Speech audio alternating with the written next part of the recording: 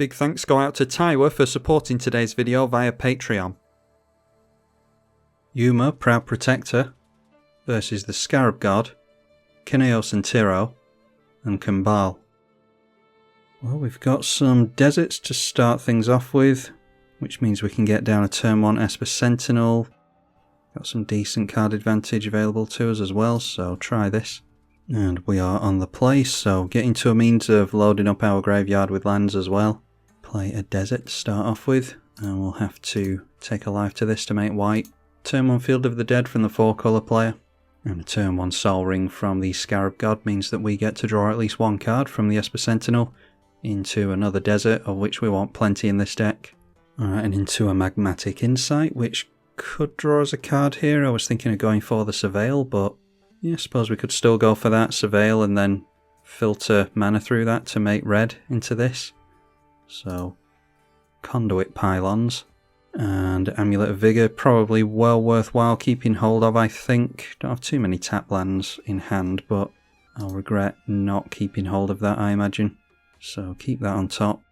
Filter some mana for red through this, and that will allow us to discard, go for the Dunes of the Dead simply because it's a colourless land, and we get to end the turn with 7 cards in hand again, including a Harrow.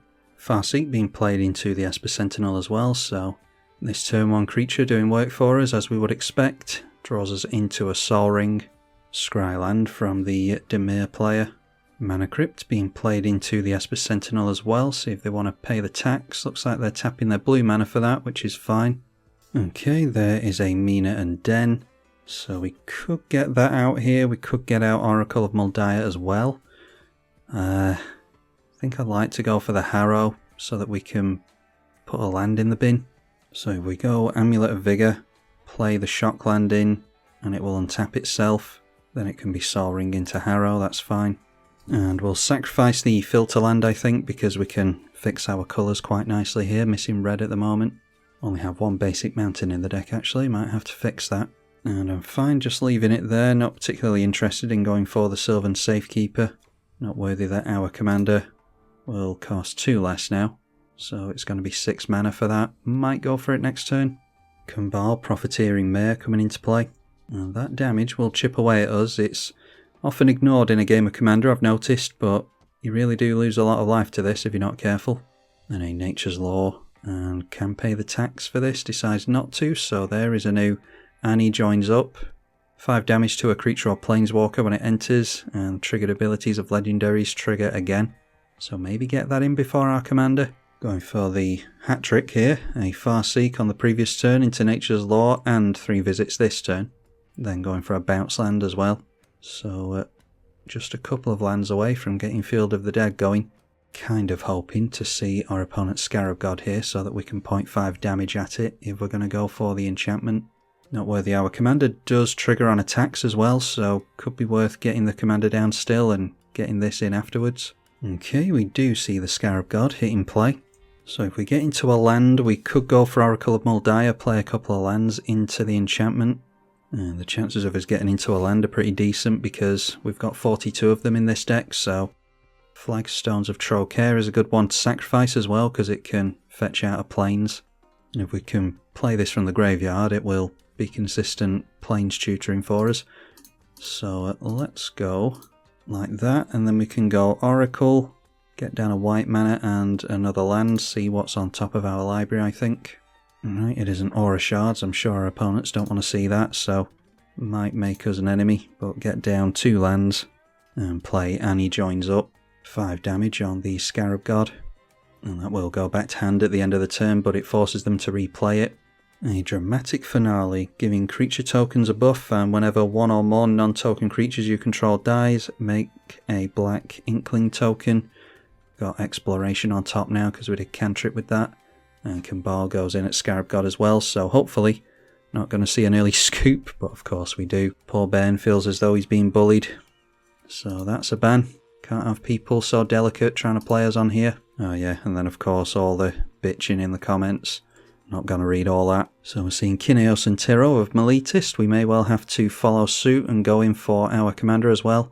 Nadir Kraken as well, able to make tokens with that.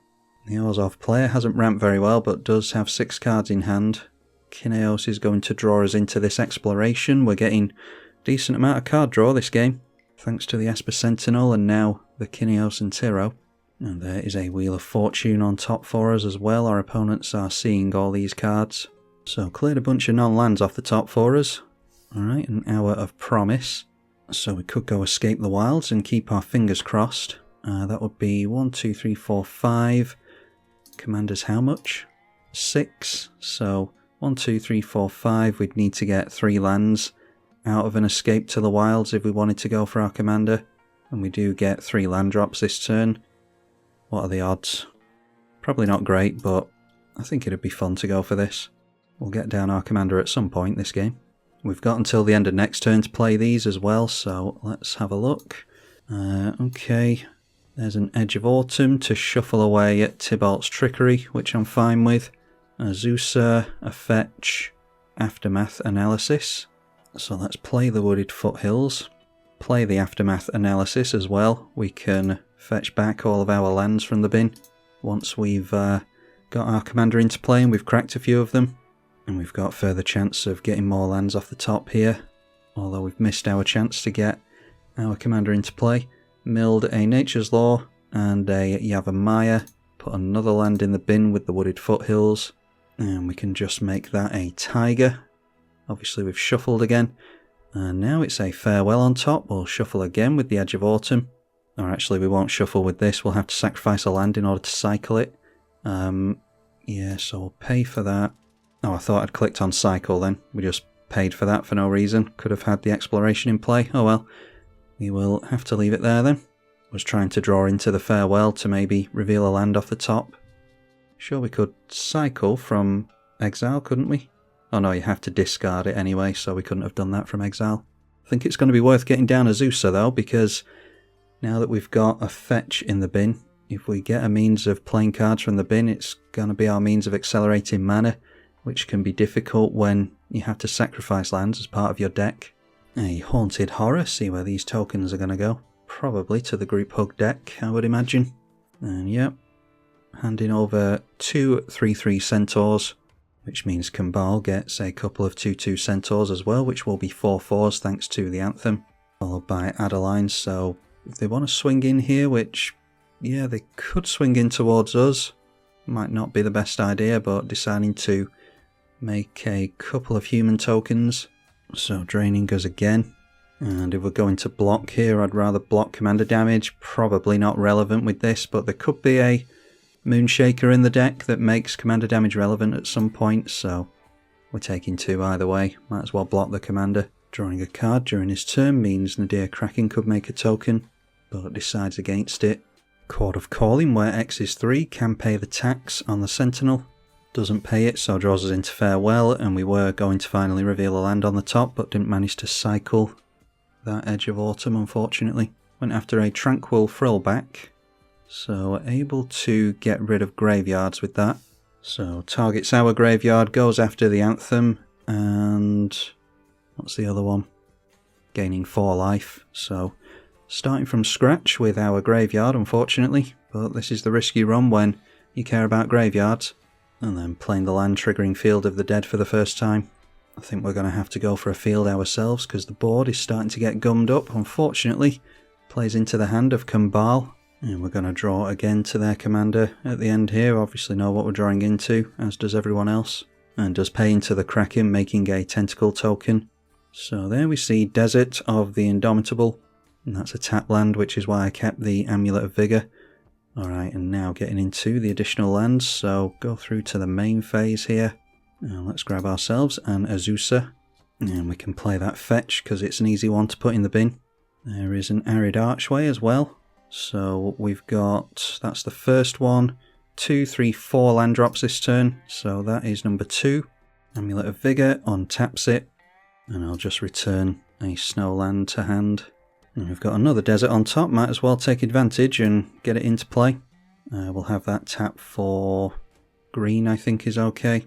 And Amulet of Vigor continuing to do work, untapping it. There on top is June Chanter, I don't think there's any way of drawing into that. Oh, we could go for cycling on this, couldn't we? So I think that's going to be worth it because I do have high hopes for this thing. So we will play a snow-covered forest and cycle the desert in order to draw into this thing, which will make all of our stuff deserts. Crack the Arid Mesa to get rid of the Titania, and we'll get Jetmir's Garden into play because it will come in untapped. Not triggering Field of the Dead during all this, which is noteworthy. Alright, no lands to make now, so could go for field now, I suppose. Wasn't sure how much mana we'd have available to us, to be honest. What's our commander? Yeah, our commander's 6 mana, so could just go for that finally. Get an exploration into play, make another land. So Yuma coming down into play. And we will sacrifice a land. Let's go for the white one here. Actually, we've got a decent amount of red. Go for the red one instead. And that will make us a plant token. It drew us into Tectonic Reformation. So that makes our opponent a plant token as well. But our commander triggered twice because of the enchantment. So we get to... yeah, we'll go after this one because it comes into play untapped if we need to play it from the graveyard again. So again, getting a couple of plant tokens thanks to triggering twice. And now there's a scavenger grounds on top, so let's go for the exploration to make another land this turn. Never did get that Dune Chanter into play, but don't necessarily need it. Scavenger grounds. Seeing a Sand Scout on top, don't think we need that either. So can shuffle that away. I was worried about losing out on mana in this deck, but apparently it's not going to be an issue. Play the 3 visits, and we can get a Savannah into play with that. Revealing a desert on top, which isn't the worst. I think it can be Sylvan Safekeeper, and we can sacrifice some deserts to that if we want to. But really would like to get into a means of getting our deserts out of the bin, so might just have to rely on this. We are going to lose out on the Hour of Promise, unfortunately. Liquimetal Torque and Esper Sentinel's tax being paid. Wouldn't have thought Orzhov would struggle to get rid of any permanent type anyway. And then a Haunted Angel when it dies, exile it and make a 3/3 Angel on someone's side of the field. And the 7/7 Trample comes in towards us. Adeline is a 9/4 at the moment and goes in over here. Tentacle Token can block that quite easily. We get a 3/3, couple of 3/3s, and a 4/2 plant. Then each of us is going to get a human as well. And that means that we get drained for 1 this turn. That ability only triggers once a turn, thankfully. So we're down to 30. Okay, ganging up on the Adeline, which is probably a good idea. And decided not to make any more plants in response to attacks. So we'll just have to take the 7 here, I think, unless we want to gang up on that with some plants. We can send the commander in at the 4/2, that's fine. Azusa can take out a human. Couple of plants to take out the 7/7. And then a couple of plants to trade with the Centaur, I suppose. Just some decent resource management here, I suppose, but do we care about a 3/3? Let's keep a 4/2 in play. And we can let them keep hold of a Centaur. As long as there's not a Trampler coming in, we can always go for the block and sack on this at some point during the next turn cycle. Alright, so the board's staying largely intact. We did manage to get rid of a lot of Kambal stuff though. They've already made a token there, so if we're going to make plant tokens, maybe now's the time to do it. Don't want to go crazy losing mana though. We'll give Yuma Shroud, sacrifice a desert, and that triggers our commander twice, so we'll make a couple of plant tokens. Oh, I thought, oh, of course, it cares about... yeah, it doesn't care about them making tokens, it cares about us making them, of course. Oh well, it doesn't matter if we do it now or if we do it on our opponent's turn. Unless this player decides to make a Kraken token, I suppose we could have held off there. So 1 land traded out for a couple of 4/4s I think is pretty good. Making slight mistakes like that makes it more likely that players will stick it out anyway. If you're giving them free 4/2s, that's pretty good. Hopefully give him a Tentacle token here, decides against it, so yeah, Field of the Dead is pretty likely to trigger as well in all fairness. A Supreme Verdict, so yeah, that's our stuff going down. See if we draw first. Could protect his board with a Clever Concealment here, and yeah, there it is, Clever Concealment being played. So not likely we'll get into Heroic Intervention or anything, but might be able to. I mean, our opponent will be able to see it, so we'll know whether or not to pay the Esper Sentinel tax. Okay, and Swords to Plowshares in response to that, going on to the Kambal, so doesn't want that in play. He assumes that he's going to land the board wipe on us here, which is a safe bet. Although we could deal a hell of a lot of damage to this player if we do manage to actually survive here, so it's risky that he's phasing out all of this stuff. Although it's tapped anyway, so it's not like he can block with it regardless. Just needs to hope that we don't manage to keep our board here, which we're not going to. Paying the tax on Esper Sentinel anyway. So we could sack some deserts to really reduce the cost of our Yuma. We've got 1, 2, 3, 4, 5 lands in the graveyard at the moment, meaning our commander would cost 5. Yeah, let's get rid of 1 land. We can sacrifice this and it won't really cost us anything because we can just fetch something out with it straight away. If we've got enough planes in the deck, that is. So triggering the Flagstones of Trocaire, and this means that we get to shuffle away the command tower that was on top as well. In for a Nahiri's Lithoforming. That was a means of making a second mana for something like a Heroic Intervention as well. So we'll just have to leave it at that. Our commander goes back to the command zone. And we could cycle this, but I think it might be handy to draw additional cards with that. So maybe play it at some point this game. Drew into the Nahiri's Lithoforming. So play our commander, I think. And that is only going to be 4 mana for us now. Maybe should have gone for this first actually, so that we could have sacrificed a desert more easily. So let's tap that down for mana. Yeah, we're running out of deserts is the problem. Tap this down for mana as well. And then sacrifice, making a couple of plants. Don't have a means of haste unfortunately. Sacrifice the bounce land as well. So we're out of deserts in play at the moment, but we can get that Dune Chanter into play like I said. Now there we see map frontier, so we can search for a couple of deserts, put them into play tapped, and they will untap thanks to the Amulet of Vigor, so might as well play that. So we can go for a dual land here, and a dual land here, should be alright. And we'll have 1, 2, 3, 4, 5, only 5 deserts left in the deck. So it's 1 damage to the Orzhov player, and 1 damage to the Orzhov player with the deserts entering. Then we can go for the manland in the Cactus Preserve, I think. And we'll go Painted Bluffs as well. I think we're just going to have to set up here. Maybe Nahiri's Lithoforming next turn so that we can try and draw into a means of getting lands out of the bin and, I don't know, somehow trying to get some damage dealt here. So Mina and Den for an additional land drop. So we can play the Sandstorm Verge, and then it can be Dune Chanter. We're just going to play straight into another board wipe, I think, because after that we'll go Tectonic Reformation. So luckily the Kambal has gone down, so he's going to have to spend, what would it be, 5 mana? Yeah, 5 mana getting that out again, which is a big chunk of his life total here. Skull Clamp is good, any 1 toughness, just 1 human token. Only 3 cards in hand though, so it's worth sacrificing. Okay, plays Kambal first, then is likely to probably not go through to attack, so I don't know if you'd bother. Okay, does go through to attack, so dealing some damage to the right here. And afterwards clamping the human as you would expect, going up to 5 cards in hand. Plays and cracks Arid Mesa. Zombie being made with landfall, so that will get rid of Kambal's trigger for the turn. Slowly gone down to 22 though off the back of that. Kineos and Tiro back into play, meaning we will get a card draw. And if we get some decent stuff, we might be able to dedicate a lot to trying to get rid of this player. I don't know if we'll be able to one-shot him, unfortunately.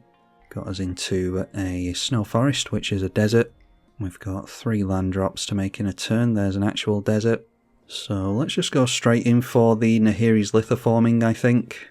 Alright, so as it stands there, we could put 6 into X on this and draw 6 cards. And then the lands we play will come into play untapped. So, yeah, especially with 2 lands in hand, is there any reason to just not go all out on this? And we can attempt to get into a means of haste. It's a fun play at the very least. Alright, so X is 8, that's 1, 2, 3, 4, 5, 6, 7, 8, that's fine. And it's upon resolution with the Nahiri's Lithoforming, so there's no risk of it getting countered. All of our lands are now deserts, don't forget. So sacrifice all of the tapped lands. And it's noteworthy I've kept hold of the man land and a land that says that something can't be blocked, just in case we want to throw that at Kambal. Alright, so that is a bunch of Yuma triggers, then they trigger twice each time. The tokens come into play tapped for Kambal on his trigger. Didn't get into anything too incredible there, in all honesty. I was hoping for a means of haste, really. But we did draw into Field of the Dead at least, so hopefully going to outpace the token player over there. Alright, so then the first one is obviously the Field of the Dead. Was it 8 that we put into X, or 6? I can't remember. We should be able to get all these lands out regardless. So not triggering field yet, thanks to the lands we sacked. We should start doing it now though. They are deserts in our hand as well, so if we go for discarding with something like the Thrilling Discovery here, then it would trigger the commander. And maybe it's worth getting down Aura Shards so that we can deal with a couple of these things here before we make another land drop, so we'll do that. And then play the Windswept Teeth. We can play and crack that, although I'm not sure if there's any fetchable targets left at this point. And point that at the Skull Clamp. Then we can turn this into a creature land, I think, because I want to start swinging in over here. Not going to keep Kambal from blocking, I don't think, though. Alright, so that turns into an 8-8. And I think we go through to attacks here now that we've got a very good amount of blockers. Challenging our opponents to have board wipes here. So that is 4 4/2s, a 4/4 Mina and Den, a 6/6 commander. Trigger the Yuma a couple of times again here. And we'll do it once just to draw a card. I'm not sure I'm going to do it again though. Alright, gets us into World Soul's Rage. Might be a little bit too late for that in all honesty. Anyway, we get another plant token so we can get rid of the last artifact in play. And we'll say no to the Yuma this time because we want to keep as much mana in play as possible really. Decided to take all the damage and goes down to 12. So yeah, we can always go Thrilling Discovery next turn. I think we hold up the Generous Gift here. And you can see why you need a decent number of lands in this deck now. That's why we've got 42 in here. This is after our graveyard getting exiled, don't forget. Infernal Grasp going to go onto our Yuma. I don't think it'll be difficult to get that out again. Could have sacrificed the Windswept Teeth in response to that, I suppose. But I don't think we're struggling on tokens at the moment. Okay, our opponent decided to destroy our commander and bounce. Fair enough. Hey, Doppelgang. I've put this in a deck recently. I think it was the Simic. What is it? Bonnie Pal, I think I put it in. Didn't get to play it, unfortunately. Goes for a copy of Field of the Dead and of the Aura Shards. We could do something in response. We could crack the Windswept Teeth in response, blowing up theirs. So, yeah, before Field of the Dead makes those tokens, of course they get a couple of copies, don't they? Well, we'll get a couple of... No, we won't get tokens anymore, thanks to the Bonnie Pal. We'll only get one zombie. But best to go for this anyway, I think, because we do want to keep our enchantments in play, and especially the Amulet of Vigour. Didn't think that the Aura Shards was going to be relevant here, but I think it might be after all. I mean, at the end of the day, we're just going to go wide on our opponent next turn, so I don't think it really matters. We've got... Yeah, just go for the Stomping Ground in tapped. So our field will resolve first. Obviously, if our commander was in play, we would have made a plant token there, and we could have gone for the second Aura Shards. Yeah, glad that we got to see some Doppelgang action there, because I'm looking forward to playing that myself. And then we've got 3 mana for a Generous Gift, so that we don't lose any of our stuff to the Aura Shards. So they'll obviously get another token here, but the Aura Shards would have gone down by then, so it doesn't matter. So a bunch of Field of the Dead's resolve.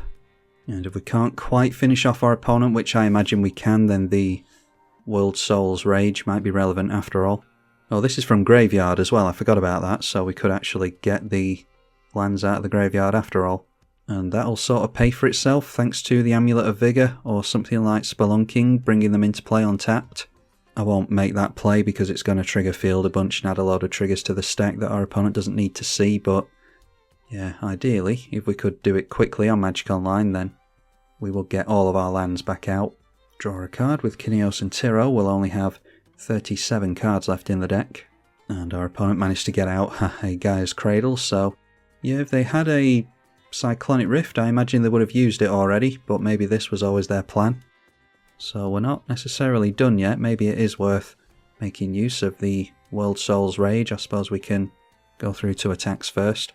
And there is a Life from the Loam to start grabbing stuff out of our graveyard. How much does our commander cost? Should only be 3, I would have thought. Yep, no command attacks whatsoever. Alright, well, we've got a Farewell that our opponent knows about, if he kept track of it from eons ago. So we will swing in with everything apart from Dune Chanter. Mina and Den I want the additional landfall on as well, just in case. So we've got 22 4/2 plants and 5 2/2 zombies. And our opponent must have worked it out. He's decided not to do blocks. I mean, it's 10 zombies, 10 plants get through to the other blocks, so that's 40 damage alone. So valiantly taking it. I do appreciate our opponent playing that out. I think we were going to get out from underneath him anyway without a board wipe, because we could have got all the lands back out of our graveyard, like I said. That was a very fun commander. I really wasn't sure on how to build it. I was kind of struggling building it, to be honest, trying to imagine the type of board states that we would create, and playing this first game with it has really allowed me to wrap my head around it, maybe make a couple of edits here and there. I think we were missing haste for the most part. Maybe one overrun effect in the deck might be an idea. But yeah, really happy with the performance on that. If you want to see more from Yuma Desert Tribal, then be sure to let me know in the comments. Big thank you to the patrons as ever. I'm tribalkai. Thank you for watching.